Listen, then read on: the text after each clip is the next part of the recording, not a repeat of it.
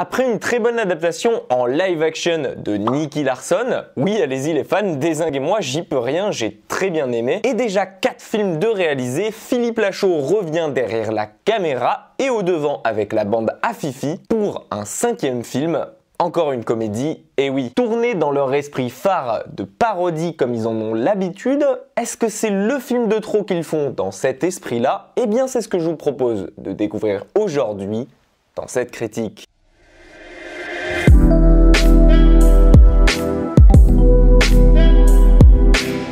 Dans cette comédie parodie de l'univers Marvel, vous allez suivre un personnage nommé Cédric Dugénie. Un super-héros vraiment différent de ce qu'on a l'habitude de voir. Déjà de une, parce qu'il ne s'agit pas d'un super-héros, et de deux, parce que c'est un bon gros loser. Récemment largué par sa petite amie et cantonné à des rôles minables dans des publicités merdiques, personne ne croit véritablement en lui jusqu'à ce qu'un jour, il décroche le rôle qui va peut-être faire propulser sa carrière. En effet, il doit interpréter Batman, le super-héros français qui a tout d'un vrai Batman, sans la classe et le budget qui va avec. Seulement voilà, à cause d'une urgence grave, un jour, il doit s'extirper du tournage. Et sur la route, il a un grave accident de voiture qui va le faire peu à peu oublier qui il est réellement. Se réveillant dans la Batmobile, avec le costume de super-héros qu'il incarne sur le dos, il va progressivement alterner sa réalité et penser qu'il est vraiment un super-héros. Voici donc le pitch de départ du nouveau film de Philippe Lachaud. Mais alors, des parodies de films sérieux, de super-héros ou bien de films d'horreur, on en a bouffé pas mal au cinéma, surtout au début des années 2000. Et c'est un genre qui s'est progressivement essoufflé, peut-être parce qu'il y avait plus rien de nouveau à parodier, ou peut-être par désintéressement du public, tout simplement. C'est donc un pari assez risqué que de parodier l'univers Marvel et DC à lui tout seul dans une comédie française que s'est lancé ici Philippe Lachaud. Mais alors, ce super-héros malgré lui, est-ce que ça vaut réellement le coup? Eh bien, je vais être honnête avec vous, le film ne casse pas des briques. Enfin, plutôt si, son super-héros en casse plutôt pas mal à l'écran. Mais façon de parler, j'entends par là que le scénario n'est pas grandiose, qu'on sent qu'il n'y a pas un budget énorme derrière tout ça, et donc bien entendu, faut pas s'attendre au film du siècle. Mais ça, je pense que vous y attendez un peu sûrement, sachant qu'il s'agit d'une parodie, et non d'un film qui se prend au sérieux, un peu comme à l'époque de Babysitting, qui était son premier film à la réalisation et qui était en quelque sorte une parodie française de Very Bad Trip. Et puis d'ailleurs, vous avez aucune hésitation possible, tant le titre du film, et même son opening au cinéma, vous rappellera sans aucun doute celle de Marvel. Aucun moyen de se tromper puisque tout est dit dès les 5 premières minutes. Mais